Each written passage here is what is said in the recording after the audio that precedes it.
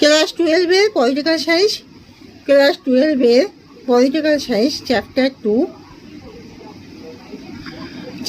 Two দ্বিমেরুকরণের অবসান।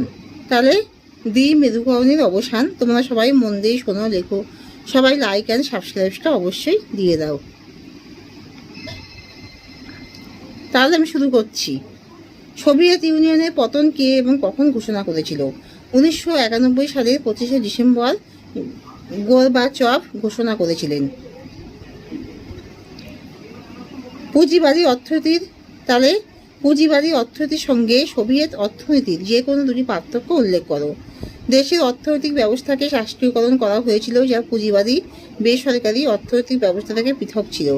Soviet রাষ্ট্র সকল শ্রেণীর জনসাধারণের জীবনের মানদণ্ড বজায় রাখা নিশ্চিত করেছিল এবং সঙ্গে সঙ্গে স্বাস্থ্য, শিক্ষা, শিশু ও অন্যান্য কল্যাণকামী পরিকল্পনার বিত্তীয় সাহায্য প্রদান করেছিল।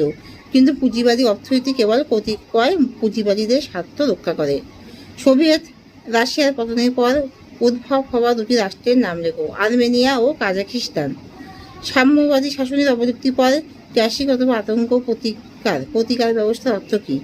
সোভিয়েত ইউনিয়ন অবলুপ্তির পর নব স্বাধীনতাপ্রাপ্ত দেশসমূহ স্বৈরতান্ত্রিক সমাজতান্ত্রিক রাষ্ট্র ব্যবস্থার পরিবর্তে বিশ্ব অধিকার এবং আন্তর্জাতিক অর্থভাণ্ডার দ্বারা প্রণীত আদর্শ দ্বারা প্রভাবিত হয়ে গণতান্ত্রিক ধর্মতান্ত্রিক রাষ্ট্র ব্যবস্থা প্রবর্তনের প্রক্রিয়াকে সাম্যবাদী শাসনের অবলুপ্তির পর আতঙ্ক প্রতিকার ব্যবস্থা বলে। সোভিয়েত ইউনিয়নের ধ্বংস হয়ে যাওয়ার পর বিশ্ব রাজনীতিতে ক্ষমতার সম্পর্ক কিভাবে পরিবর্তিত হয়েছিল?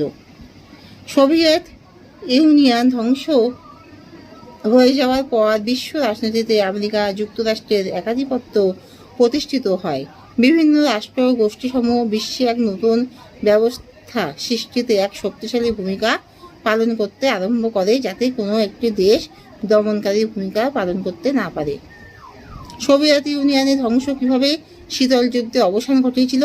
সোভিয়েত ইউনিয়নের বিভাজনের সঙ্গে সঙ্গে শীতল যুদ্ধের সমাপ্তি ঘটে। সমাজবাদী ও পুঁজিবাদী আদর্শের শ্রেষ্ঠতা প্রতিপন্নকারী সংঘাতের অবসান ঘটে। শীতল যুদ্ধের সমাপ্তিতে নিরস্ত্রীকরণ প্রক্রিয়ার প্রভাবে পৃথিবীর শান্তি প্রতিষ্ঠার এক নতুন যুগের সূচনা হয়। ইতিহাসের বৃহত্তম আবর্জনা বিক্রি কী ছিল?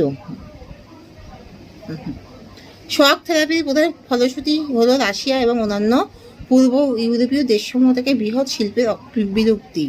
বহু শিল্পের অবমূল্যায়ন করা হয় এবং বেসরকারি ব্যক্তি বা প্রতিষ্ঠানকে বিক্রি করা হয়। এই বিক্রিকে অনেক রাজনৈতিক বিশ্লেষক বৃহত্তম আবর্জনা বিক্রি বলেছেন।